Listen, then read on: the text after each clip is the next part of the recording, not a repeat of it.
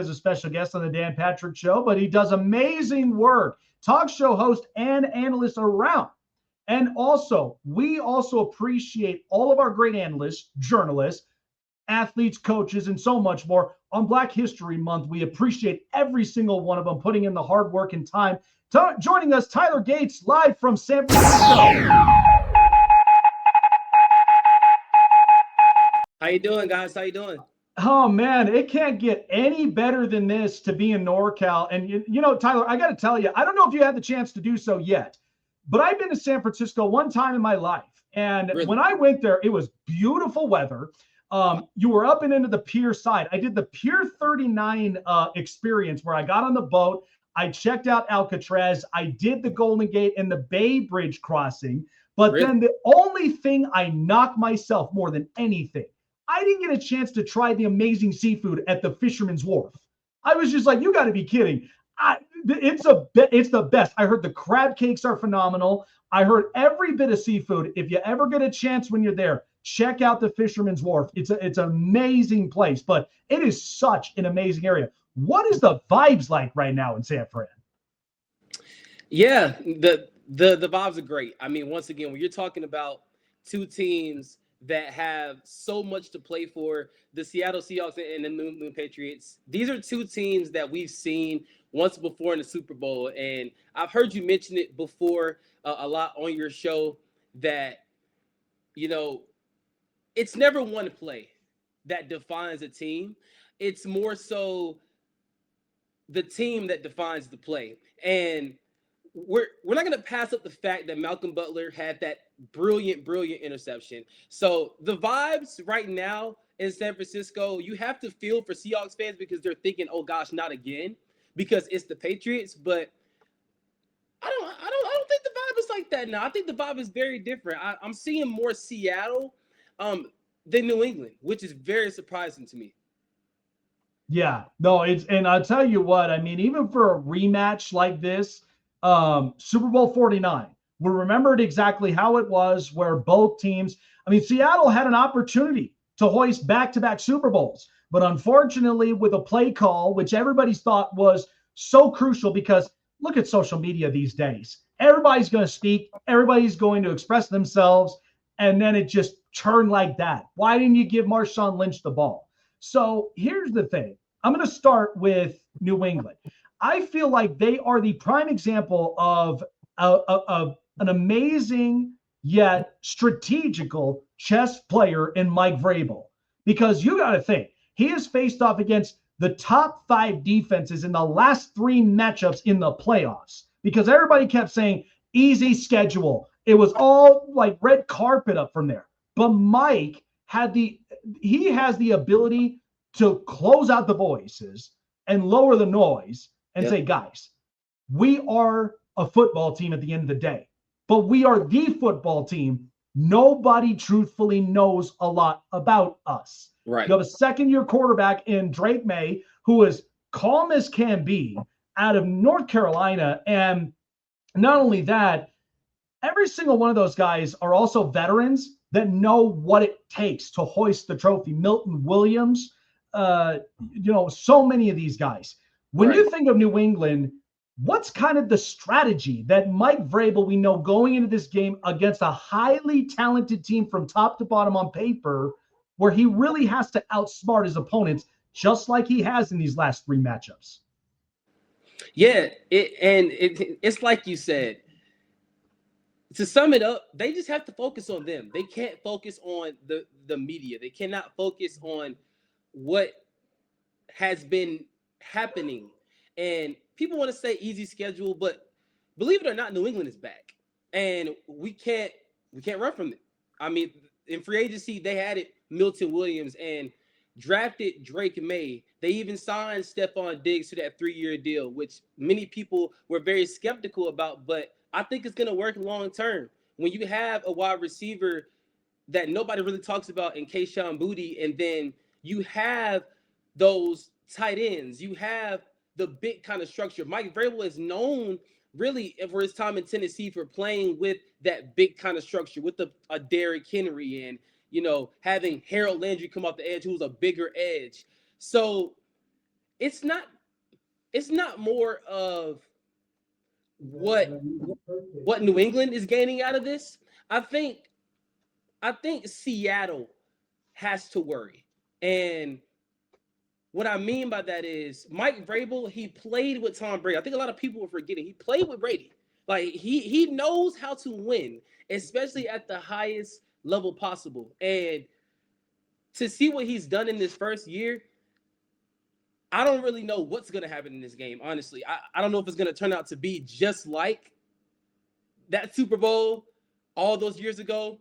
I don't think so. I don't hope so. But New England has a chance to kind of submit this new era of Drake May being not necessarily Tom Brady, but carving his own path. But you're always going to live in the shadow of Tom Brady and Rob Gronkowski and Bill Belichick. You're always going to live in their shadow. But carving out this new Patriots team that's really all about toughness. Like you said, they went up against top 5 defenses every game throughout the playoffs. They made C.J. Stroud look like he's never been a quarterback. And I was shocked. You know, I'm not going to lie. I picked the Texans to win. I did. But to see how they came at him and how they had the game plan for him. A lot of people say also that Jarrett Stidham, you know, he wasn't ready. Jarrett Stidham, he played his best for what he could do, not being on the field for 2 years. But New England showed in the snow, which they're used to playing. It's like, okay, we're in Denver, one of the hardest places to play. It's snowing. How are we going to adjust? And Drake May, he adjusted well. But Seattle has to be scared. If they're looking at these 3 playoff games, they have to be scared. Like, hey, we got to be on our P's and Q's because we saw what happened all those years ago. Man, it makes me excited to see what Monday morning's headline is literally going to look like for either side. Because I think you and I both know that, I don't know, I think America might be a little bit more outraged because of the fact that New England's back in different colors. So, I feel like it's going to be interesting. So on to the other side of Seattle. First of all, the Pacific Northwest is amazing. And they are blessed to have the coverages that they're going to because the FIFA World Cup is going to be up and in Lumen Field. Right. And I just watched a stacked and overcrowded fan base that loves this Seattle team. They're in the Super Bowl now for the 4th time in history.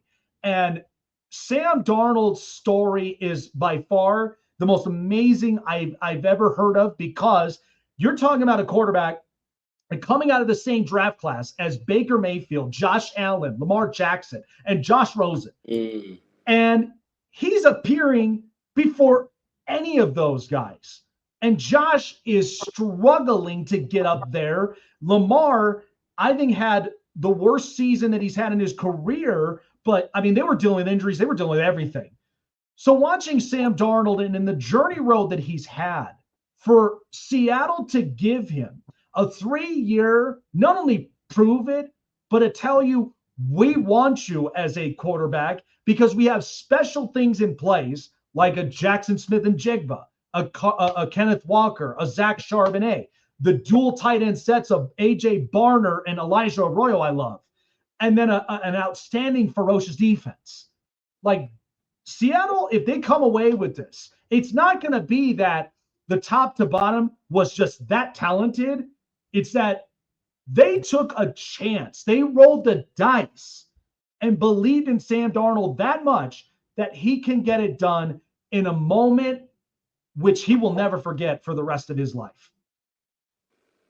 Yeah, and I like that word choice you use with roll the dice. And everybody's going to keep harping back on this. You have to roll the dice if you're Seattle, not only because it's the Super Bowl, but look who you're playing. You need this revenge. You need this game. It's like a revenge game. Sam Darnold, to me, his story has been one of the best quarterback stories I've ever seen.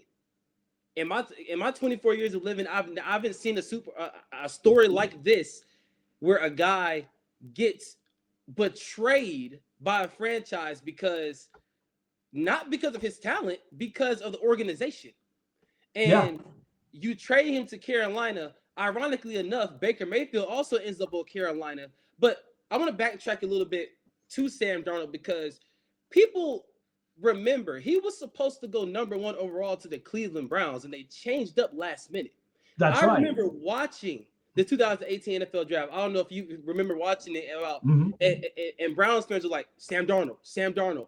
They're looking right now. They might be looking, you know, I know a couple Browns fans still to this day that say, man, I wish I had Sam Darnold. I don't know what John Dorsey was thinking.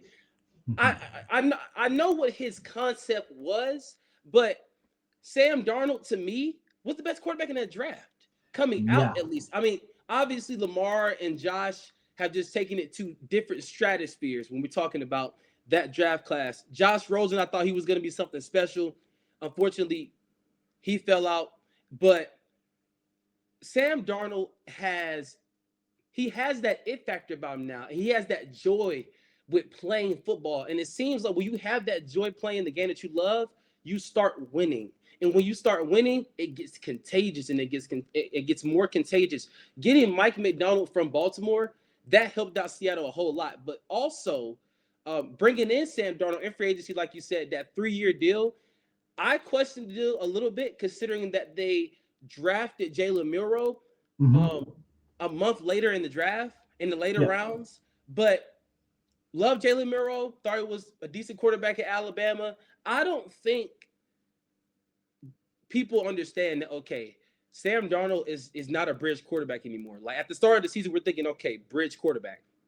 But then when he started to accept this fan base, as they started to accept him, things started churning. And I feel bad for DK Metcalf. I really feel bad for Tyler Lockett. Yeah. Like it almost is like, dang, was DK the problem? Like that's how it feels. Like, was he holding this team? Was he holding JSN back? And then get to the running backs, Zach Charbonnet, he's been great this year. He has been great this year. Kenneth Murray, they should bring him back. At his doorstep. Oh, absolutely. Free agency, have his contract. Like, don't let anybody, don't let Steelers call him. Don't let any team call, especially if you win. I mean, regardless of the outcome, this is your core. You have JSN, Kenneth Murray. The defense, you know, they call themselves the dark side now instead of the Legion of Boom. I like that. Don't call yourself the Legion of Boom, because that was generational, and you want to set your own path.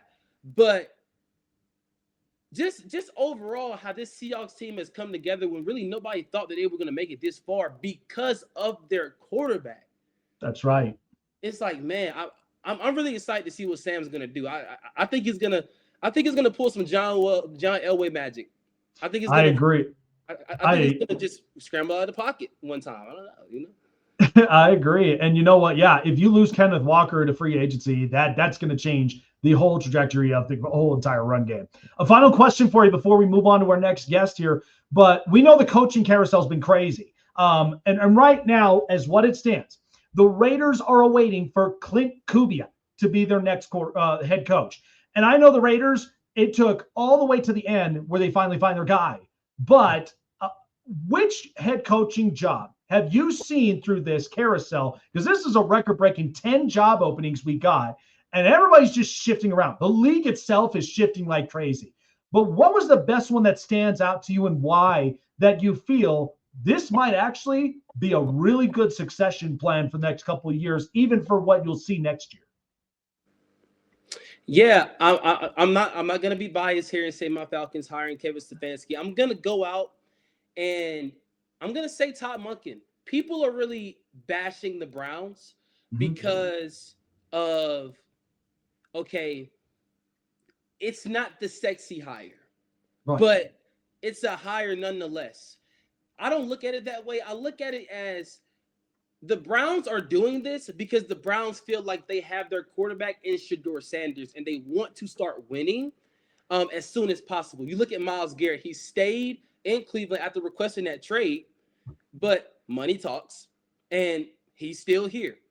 I don't think Denzel Ward is gone anytime soon. They may field calls for him. I don't know, but you want to keep that core together. And what Todd Monken has been able to do at Georgia, you see him as an offensive coordinator what he did under Kirby Smart, obviously with Baltimore. We know what he did in his past, but looking at Georgia and Baltimore, really, from my perspective, what he can do for a Shedeur Sanders. And having had Lamar Jackson, this should be nothing, but it's going to take time. You have your core with Shedeur and Quinshon Judkins as kind of your quarterback and running back of the future. If that is set, yes, losing Kevin Stefanski, who was an amazing play caller, but there was some other things that went on that led up to that. But it feels like a new breath of fresh air in Cleveland with Todd Monken coming in. And really the reason why I like the hire is because he's going to be able to stabilize that offense. The defense, we don't have to worry about them.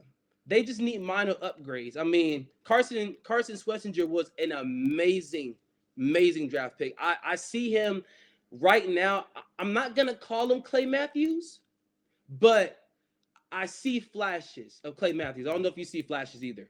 But Todd Monken, to me, is going to have an impact that's going to be felt a year from now. Just give it a year. I think Cleveland's going to get past 4 wins, 5 win seasons. They may get 6 wins this year, which is a major improvement, maybe even 7. If the AFC is weaker than we think, they can probably sneak in the playoffs if they invest in the offensive line and free agency. But yeah, I think Todd Monken is going to prove a lot of people wrong. Interesting. I like that thought. Well, first and foremost, Tyler, enjoy the time out there up in San Francisco, man. It's going to be great. And like I said, check out Fisherman's Wharf. There's even that Ripley's, believe it or not. There's a lot of great places all around up and on the pier side. Enjoy your time there, man. And let's see who hoists the trophy this year. Will it be New England for the 7th time, or will it be Seattle for the 2nd time in their franchise history? And Sam Darnold really proves a lot of the doubters wrong. Appreciate you for coming on by. Take care of yourself, and we'll see you soon. Thank you, man. All right. Shifting on to our guests real quickly, because we're only about close up on time here.